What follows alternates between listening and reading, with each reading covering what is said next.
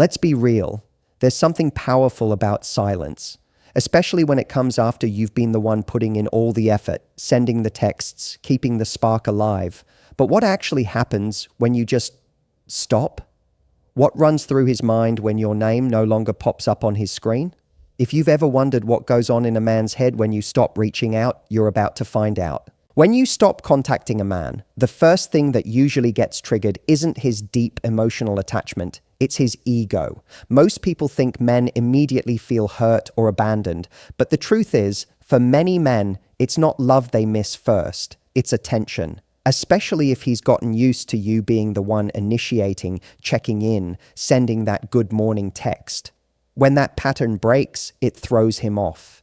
He might not admit it, even to himself, but the silence messes with the part of him that's used to being wanted. This shift hits him on a psychological level. For some men, being chased or even subtly prioritized becomes part of their identity in the dynamic. The moment that energy disappears, there's a temporary panic that sets in, not because he's deeply missing you yet, but because he's no longer sure he still has you.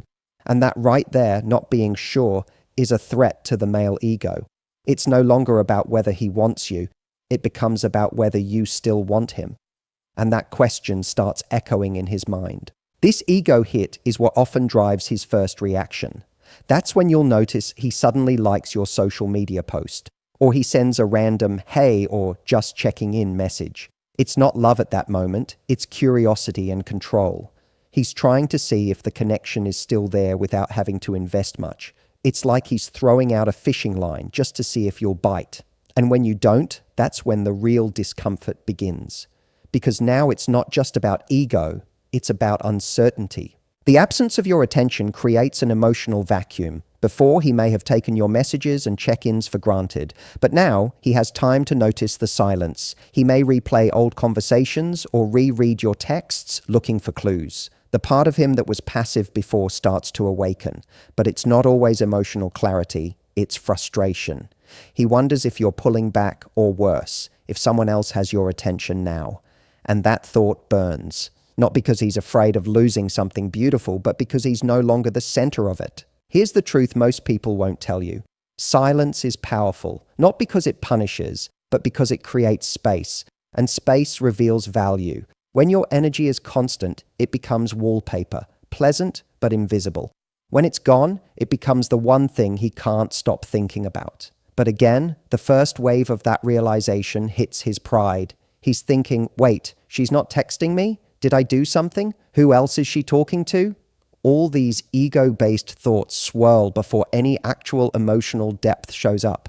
You see, men often process emotions differently. They don't always feel first. They assess, and your silence becomes a disruption to his usual rhythm. He's no longer in control of how the connection flows, and that makes him uncomfortable. If he's the type who feeds on reassurance, your absence will create anxiety. If he's the type who only valued your attention as a convenience, he'll feel annoyed.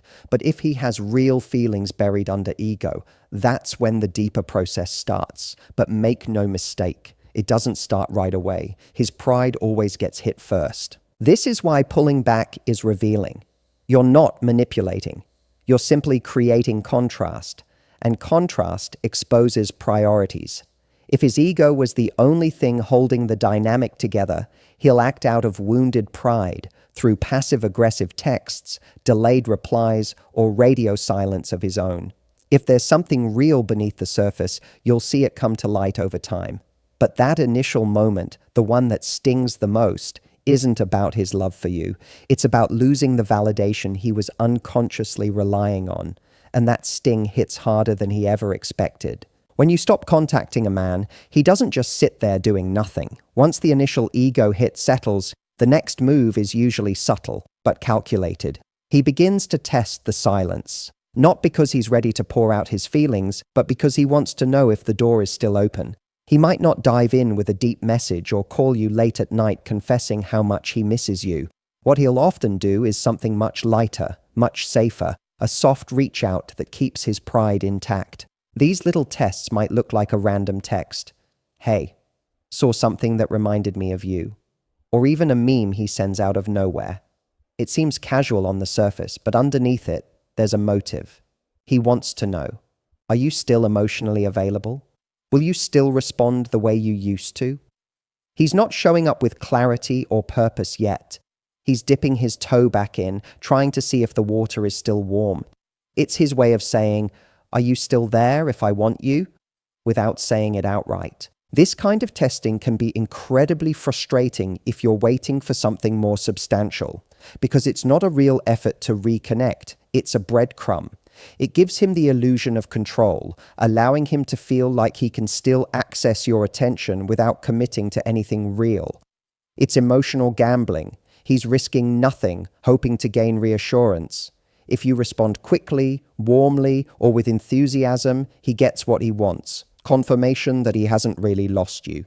And the danger is that's often enough to stop him from doing more. Testing your silence allows him to feel out the new dynamic without fully stepping into vulnerability. It's low-risk behavior that helps him maintain the upper hand.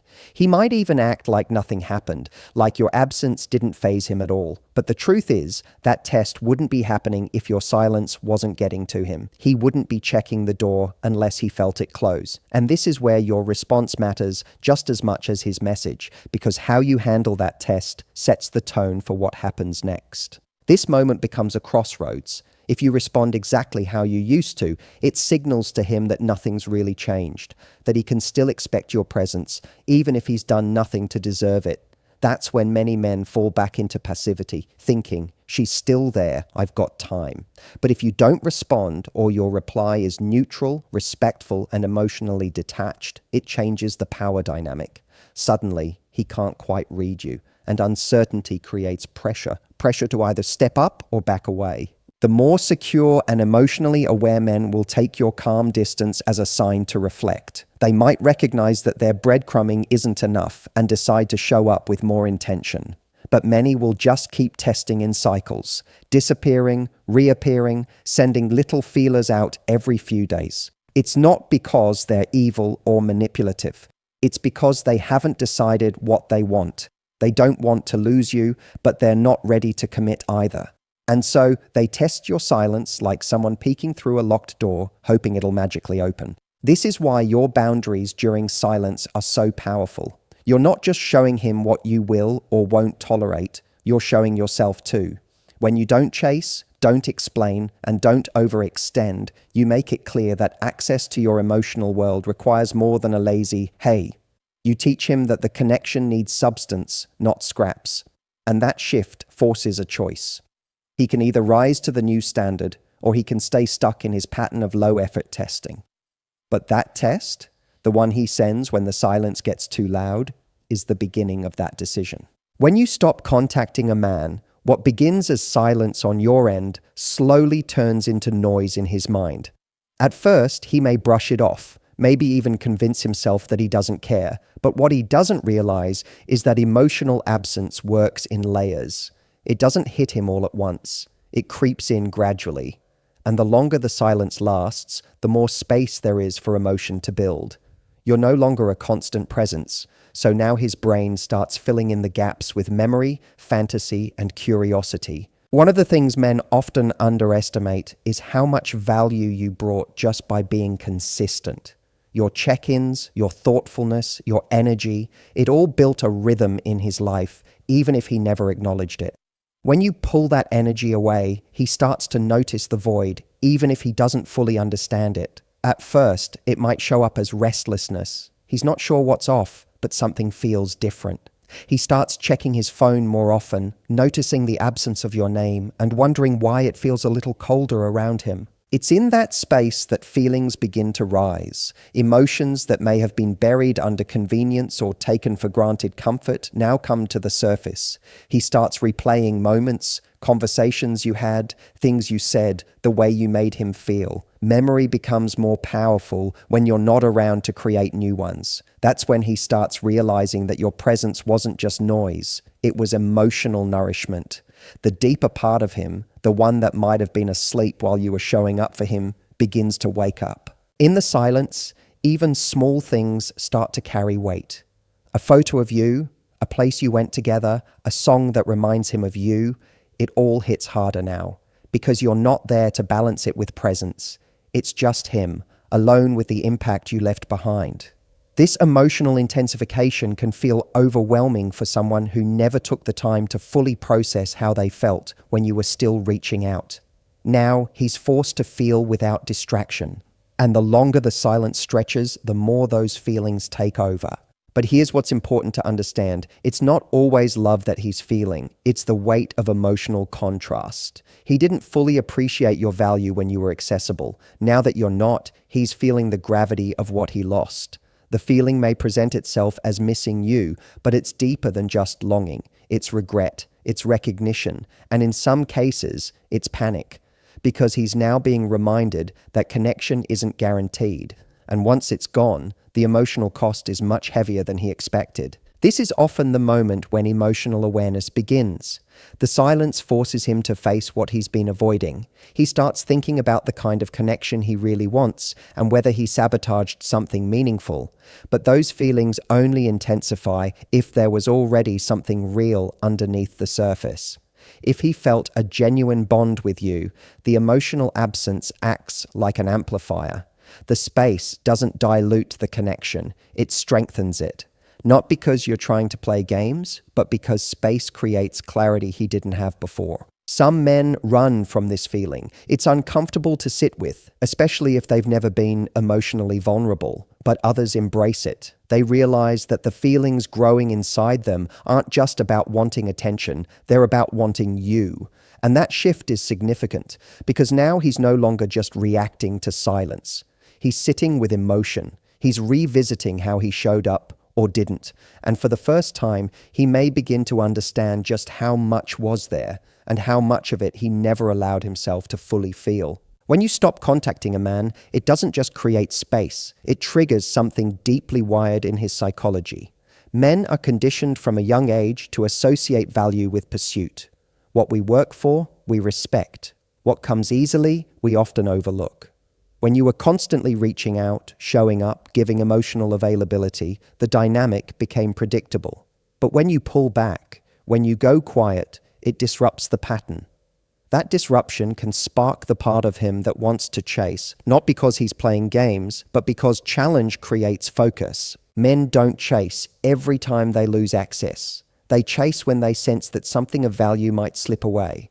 Your absence creates that exact pressure. It's not about being manipulative, it's about creating contrast. When you go silent, he's forced to confront a question he wasn't asking before. Was I taking her for granted? And suddenly, the attention he once had to put no effort into now feels like something he might have to earn. That shift activates a part of his psychology that's been lying dormant the whole time. This is why men often come back harder after you step away, not because you said something, not because you gave a warning, but because your energy spoke louder than words ever could. You stopped investing, you stopped feeding the loop, and now the comfort of having you around is gone. That absence lights a fire in him, not just out of desire, but out of instinct. The instinct to win, to regain ground, to reclaim something that's now out of reach. And it's that distance that gives him purpose. A man's interest often increases with resistance, not in a toxic way, but in a way that reminds him he doesn't control the emotional narrative. That's where healthy chase begins, not chasing a person, but chasing alignment, effort, and emotional reciprocity.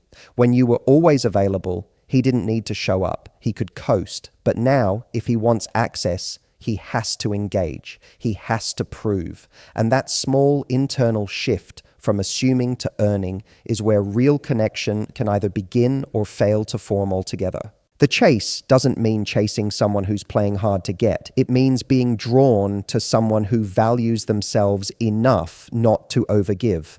Your silence says, I'm not here to beg for connection. I'm not going to carry the emotional weight alone.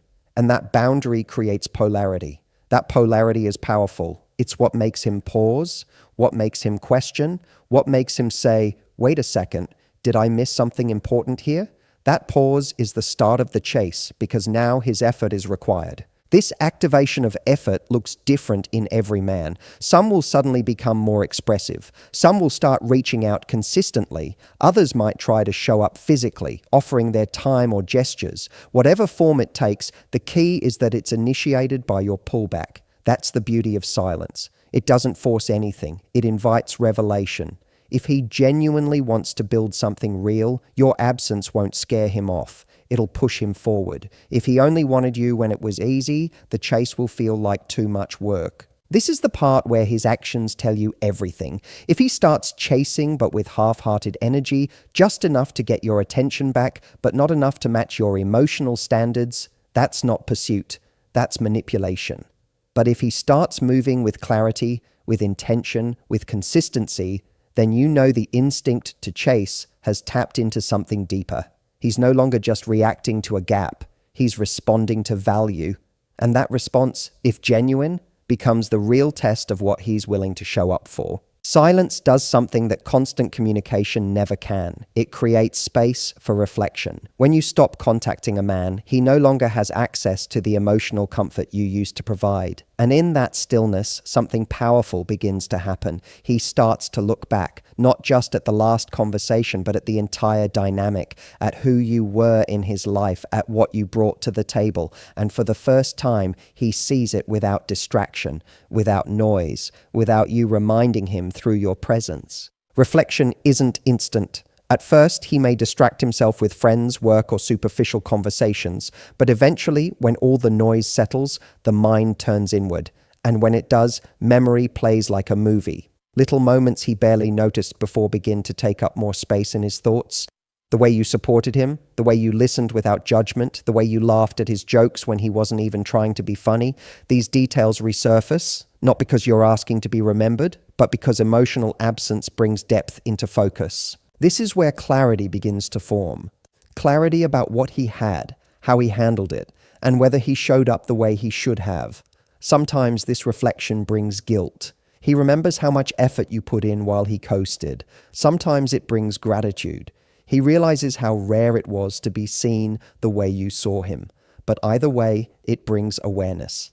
And awareness is the first step toward emotional accountability. He starts asking himself the questions you no longer ask him, and that alone changes everything. Reflection has a way of humbling even the most emotionally guarded people. Because when someone steps back from your life, you lose the ability to control how they see you. He can't send a quick reassurance to keep you emotionally nearby. He can't rely on your texts to feel validated, so all he's left with is the past. And the more he sits with it, the more he's forced to reconcile what role he played in the present distance. Whether he's brave enough to admit it or not, that reflection reshapes the way he sees you. And it's not just about remembering you, it's about understanding you. He starts to piece together why you pulled back, why the connection began to shift, why your silence doesn't feel like a game, but like a boundary. He begins to see your absence as a mirror, one that reflects his own emotional inconsistencies. And if he's honest with himself, it stings. Because now he realizes he wasn't just missing your messages. He was missing a version of himself that felt more seen, more inspired, more connected when he was around you. This reflection often brings him to a fork in the road. One path leads to maturity, owning his part, reaching out with sincerity, wanting to rebuild from a place of mutual effort. The other path is avoidance, shrinking away from the discomfort, telling himself it didn't matter that much. But whichever path he chooses, the reflection still happened. He still saw it. And even if he never says a word to you again, he now carries a new understanding of what your presence meant and how it shaped his emotional experience. What you gave him wasn't just affection. It was emotional intimacy, consistency, connection, things that don't just vanish when contact stops. They linger in his memory long after the conversations have ended. And as time passes, those memories don't fade, they sharpen. Because they're no longer mixed with expectation or routine. They stand alone, clear and untouched. And that clarity reveals your value in a way no words ever could. Not because you tried to make him see it, but because you stepped away long enough for him to finally look.